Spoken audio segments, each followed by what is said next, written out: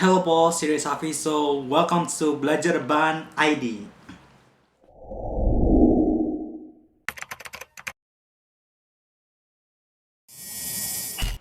Oke teman-teman, jadi di konten kali ini kita bakal mereview jurnal. Tapi kita nggak review satu jurnal doang.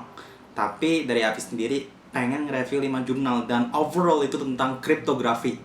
So, let's begin. Jadi di beberapa decade sebelumnya ya, dari sekarang itu semakin berkembangnya zaman, komputer kan tercipta nih. Dan komputer tercipta, semakin terciptanya, dan juga dari dulu sebelum komputer tercipta itu, pertukaran pesan dan pertukaran rahasia itu udah mulai transaksi, terutama pada zaman Kaisar Julius Caesar kayaknya nggak salah ya. Dan terciptalah sebuah sistem kriptografi yang dinamakan Caesar Chipper gitu, Caesar Chipper, atau mungkin bisa dinamakan Shift Chipper gitu. Dan seiring perkembangan zaman muncullah banyak kriptografi untuk mengenkripsi atau membuat pesan rahasia yang untuk mengamankan sebuah pesan agar orang lain itu nggak bisa ngebaca gitu teman-teman. Jadi gegara tradisional kriptografi dulu itu punya bug, akhirnya terciptalah yang dinamakan kriptografi modern dari RSA, Diffie-Hellman Key Exchange, AES, DES, ECDH, ECDSA, ED448, ED25519 dan lain sebagainya. Dan seluruh kriptografi itu yang udah menggantikan kriptografi chipper yang zaman dulu. Kriptografi modern ini digunakan di zaman sekarang ya teman-teman. Jadi untuk kriptografi yang pertama kita ada lattice based cryptography. Lattice based cryptography ini Avi angkat dari sebuah jurnal ya, yang berjudul Preventing Information Leakage from Encoding Data in Lattice Based Cryptography. Ditulis oleh R.T. Dadich dari Computer Science and Engineering Department NBM Engineering College. Oke, di sini itu kita ambil poinnya aja deh. Apa sih itu lattice based cryptography? Sorry agak susah.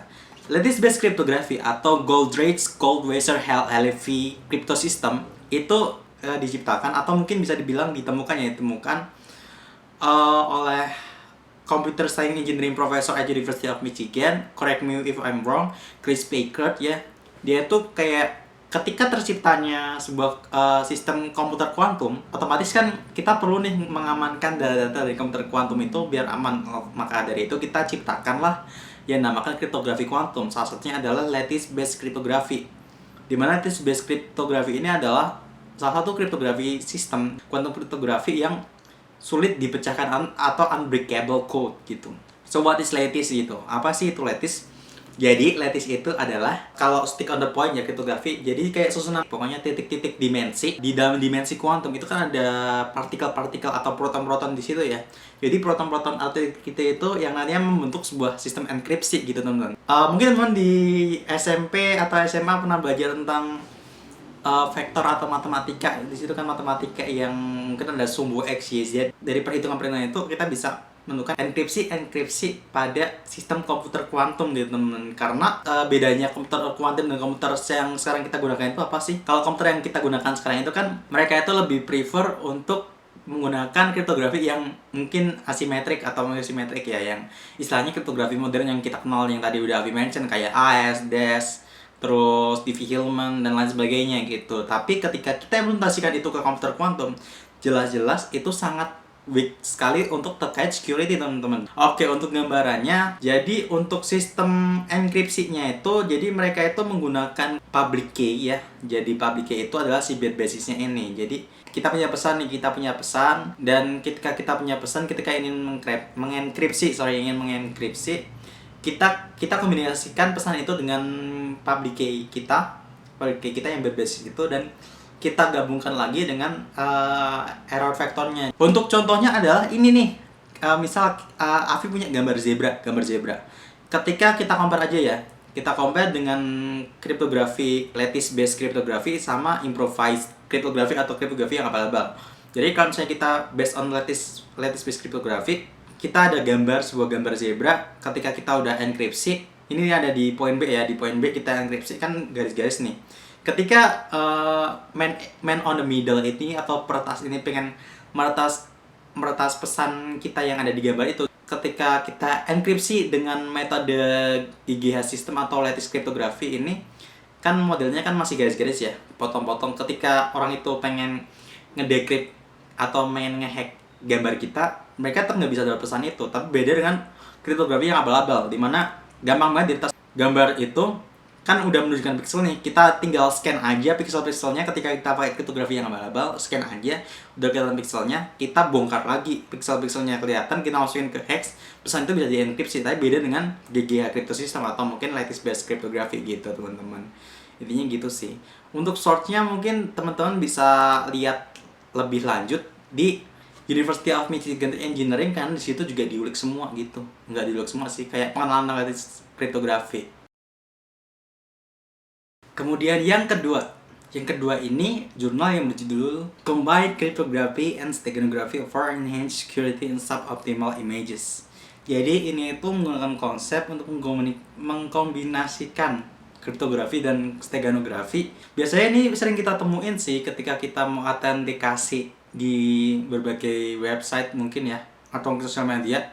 Pasti suruh milih gambar kan, suruh milih gambar. Nah, biasanya di situ itu ada, mungkin udah pasti ada pesan-pesan atau biasanya ada encrypted text di dalamnya untuk memverifikasi bahwa yang kita pilih itu benar. Jadi untuk jurnal ini ditulis oleh Joseph Gladwin dan Pasumarti Laksmi Gautami, orang India ya.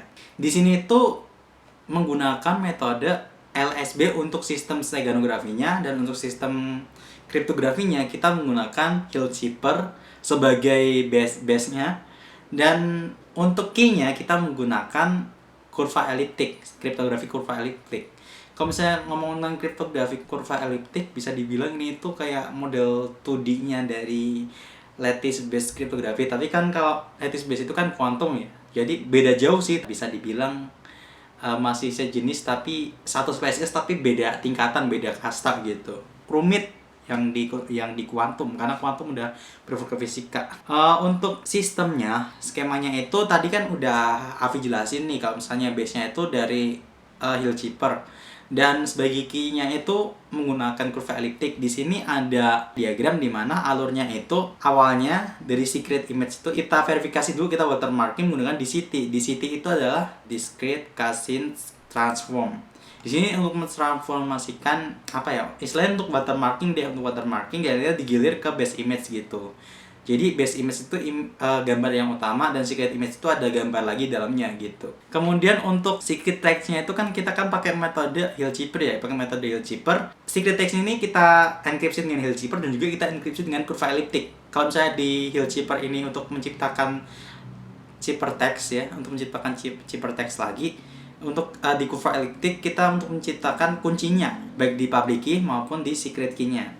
Kemudian digilir ke base image. Dari base image itu kita embed menggunakan metode LSB. LSB itu apa sih? Oke, untuk LSB itu sendiri adalah less significant byte. Less significant byte itu adalah metode ketika kita udah mengenkripsi, kita ubah dulu hasil enkripsi dari Hillchipper itu ke model binary. Dari binary itu kita masukin satu bit itu di bit-bit terakhir di setiap gambar gitu. Tadi kan kita kan udah melakukan proses enkripsi ketika kita udah masuk dari secret key dengan kita enkripsi dengan Hillchipper, dan dengan kuncinya itu adalah kurva eliptik. Lalu kita masuk ke chipper key, lalu di-embed ke base image. Dari base image yang kita udah lakukan proses steganografi, ketika kita pengen mendekripsinya, kita verifikasi dengan kurva eliptik lagi. Jadi kurva eliptik itu dia sebagai kunci gitu, lalu untuk membukanya itu kita apply dulu pakai IDCT. Itu apa sih? Kalau DCT itu adalah discrete Gaussian transform untuk watermarkingnya. Kalau IDCT itu adalah inverse discrete Gaussian transform. Jadi dia itu berfungsi sebagai untuk membalikan, jadi dari watermarking kita ubah lagi gitu. Oke, untuk terkait ngomong-ngomong soal keamanannya ya, karena kita menggunakan kombinasi dari kurva eliptik, jadi ini sangat sulit dipecahkan karena mengingat kurva eliptik itu almost mendekati komputer kuantum. Sistem komputer kuantum. Jadi untuk ngomong soal security-nya ya bisa dibilang mostly complicated, apalagi dikombin sama Hillchipper. Untuk gambar Hillchipper sendiri adalah sebagai berikut nih. Hillchipper sendiri, di sini Avi punya gambaran nih dari alfabet A sampai Z. Ini kan 0 sampai 25 ya. Di sini modelnya kita menggunakan model matriks 3x3, 3x3. Dimana plain text-nya itu adalah hidup itu indah, jadi jangan rusak keindahan dengan hal bodoh. Di sini contohnya ya. Jadi kita menggunakan indeks alfabet yang udah sesuai, udah kita tentukan dalamnya gitu. Yang kita udah tentukan dalamnya, lalu kita susun matriksnya. Lalu kalikan dengan matriks 3 kali 1 di situ. Matriks 3 kali 1 itu di mana nih? Jadi gini. Matriks 3 kali 3 ini kan udah diketahui matriksnya, kita random aja bebas. Ini sebagai kuncinya ya. Kemudian matriks 3 kali 1 yang di sini, dia itu sebagai matriks yang teksnya ini, matriks teksnya. Di sini kita kalikan, lalu memunculkan hasil, kita modulkan dengan 26. Itu jumlahnya 26 alfabet ya. Dan menciptakan hasil yang baru di sini. Jadi terus berurutan ya. Terus berurutan, nanti bisa kita susun lagi. Jadi bisa kita susun, nantinya ini yang jadi hasil enkripsinya. Kemudian untuk jurnal yang ketiga, di sini kita mungkin biasa sering menemukan istilah two-factor authentication atau multi-factor authentication, di sini menggunakan threshold cryptography. Jadi yang kita sering gunakan untuk multi atau two-factor authentication ketika teman-teman login di Instagram, Facebook, atau mungkin berada platform, atau mungkin juga di WhatsApp juga udah pakai multi-factor authentication. Di situ menggunakan threshold cryptography. Threshold cryptography itu apa sih? Threshold cryptography itu adalah sebuah proses enkripsi di mana merandom key setiap saat. Ketika key itu muncul, ketika angka itu muncul, nanti ketika kita udah menggunakannya, kita pengen menggunakannya lagi, key itu bakal berjalan terus. Istilahnya kode OTP, dimana kode OTP itu selalu berjalan, selalu menggenerate. Ketika kita udah pakai, dia bakal menggenerate. Kalau bisa dibilang sih, kalau bisa Avi bilang, ini itu kayak Enigma modern, dimana Enigma itu kan, sistem Enigma kan kayak dia ketika generate pertama, tiba-tiba setiap rotornya berpindah, setiap rotornya bergeser terus. Hampir mirip tipis-tipis dengan threshold cryptography atau sistem OTP ini gitu. Untuk skemanya sih dari jurnal ini dijelaskan kalau misalnya terkait prosesnya itu awalnya itu adalah registration, di mana registration itu untuk autentikasi, kemudian initialization itu untuk menginisiasi terkait sistem transaksi kita ya. Ketika kita udah mendaftar nih, oke, simpel aja di Instagram kita multi factor authentication. Kita pertama registrasi dulu, kita pakai nomor telepon atau email gitu yang untuk generate OTP kita.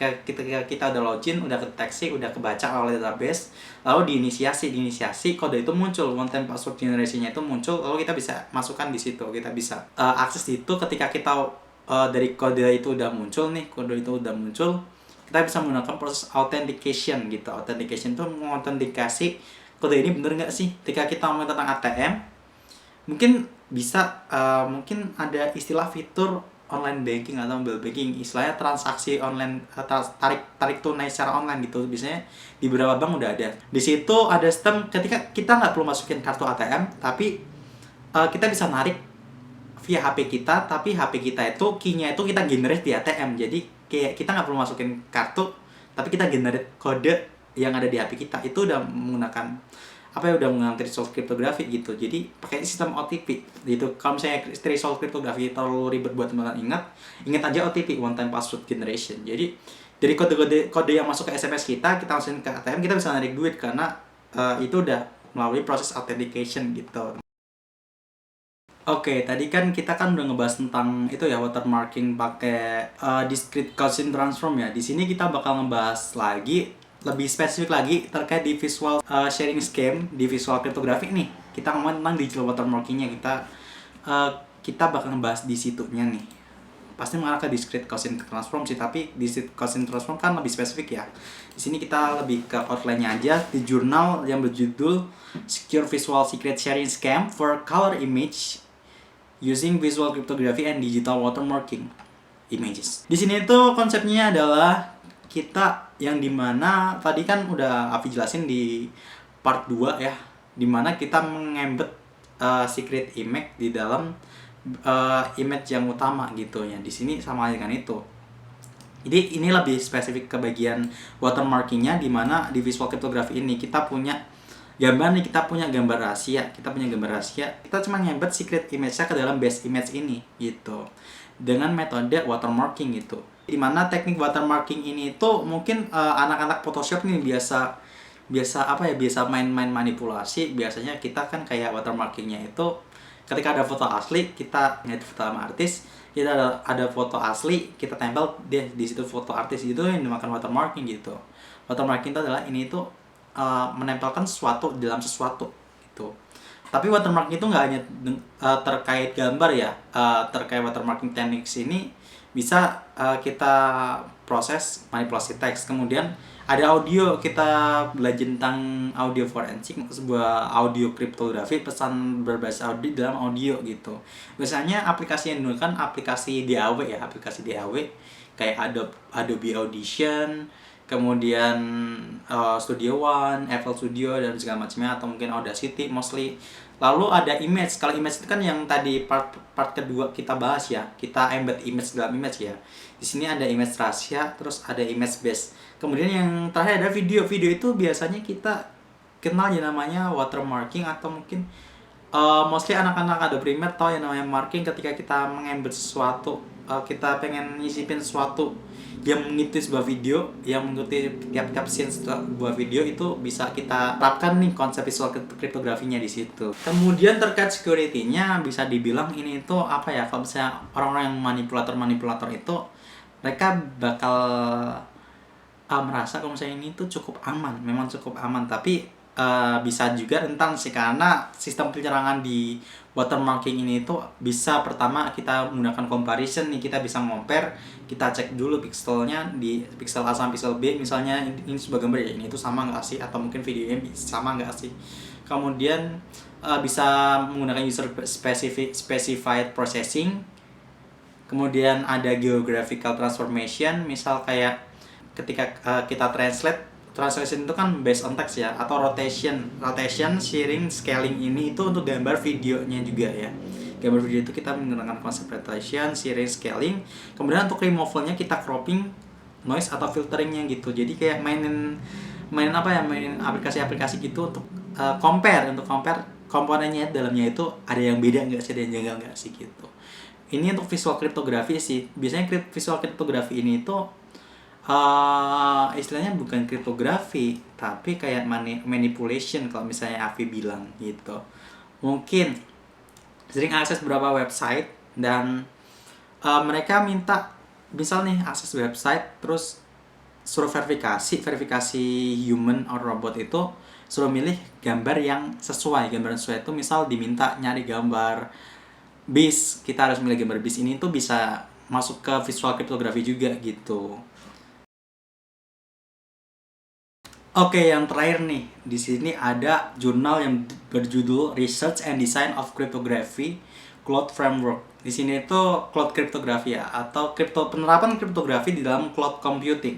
Nah, biasanya nih penyedia jasa layanan cloud seperti AWS, Alibaba, Google Cloud dan lain sebagainya, mereka udah menggunakan sistem kriptografi modern yang kuat seperti AES, dan mostly mereka menggunakan IC atau diffie-Hellman gitu. Dan di sini kita di jurnal ini ya, cloud cryptography, di mana cloud cryptography ini mereka menggunakan layanan crypto as a service. Nggak hanya di crypto as a service ya, di layanan biasa pun pasti kita sering menemui TLS, HTTPS. Di situ kan udah menggunakan sistem enkripsi pesan ya. Tapi di sini crypto as a service itu untuk mensecurekan segala pesannya lebih spesifik lagi. Jadi di sini ada gambaran di mana di crypto service modelnya punya Alibaba ya. Di sini pertama itu ada maintenance personnel, di mana di situ melakukan sistem equipment maintenance. Di situ ada sebuah server untuk encryption service resource pool-nya, untuk sebagai kolam enkripsinya. Di situ setelah itu dialirkan lagi ke VPC. VPC itu apa sih? Virtual Private Cloud. Jadi istilahnya di sini tuh ada sistem cloud yang dienkripsi lagi nih, yang dimana ketika ada konsumen yang pengen menggunakan sistem cloud itu, mereka harus punya key-nya, yang ini dialirkan ke encryption service instance, terus diteruskan lagi connection agent. Dari situ ketika si konsumen, istilah password diteruskan lagi connection agent, mereka bisa mengakses sistem atau aplikasi yang ada di dalam cloud itu. Maka dari itu di sini dinamakan crypto as a service. Jadi mereka menggunakan berlapis-lapis sistem kriptografi.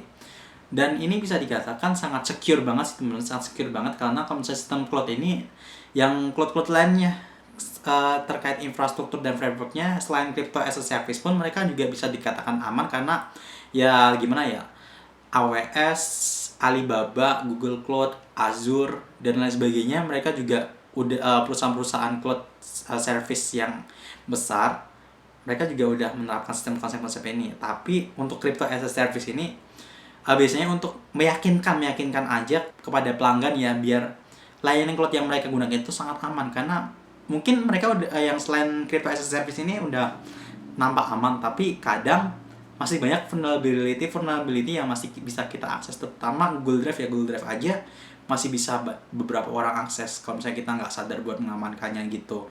Untuk selebihnya mungkin bakal Afi kenalkan terkait AWS ya, AWS yang masih Afi pelajarin, dan juga mungkin teman bisa pelajarin lebih lanjut secara mandiri di link nanti Afi taruh deskripsi terkait AWS ya. Oke, mungkin tadi ada 5 jurnal yang udah Afi review dan Afi bahas nih. Mungkin kalau misalnya ada kesalahan atau ada hal yang perlu direvisi atau mungkin kita bisa discuss di kolom komentar, silahkan aja teman-teman drop down. Siapa tahu dari pembahasan Afi ada yang misexplain atau mungkin ada yang bisa dibenarkan atau tambahkan, atau mungkin bisa Afi buat konten terbarunya ke depannya. Jadi kita sama-sama belajar, kita sama upgrade diri kita untuk mengeksplor lebih lanjut, karena dunia IT ini itu sangat luas. Jadi banyak ilmu-ilmu dan pandangannya berbeda gitu. Jadi tapi setiap pandangan yang berbeda itu bisa kita kerucutkan lagi gitu teman-teman. So don't forget to like, comment, and subscribe to Belajar Bahan ID, dan ditunggu untuk konten-konten IT selanjutnya. Bye bye, thank you for watching.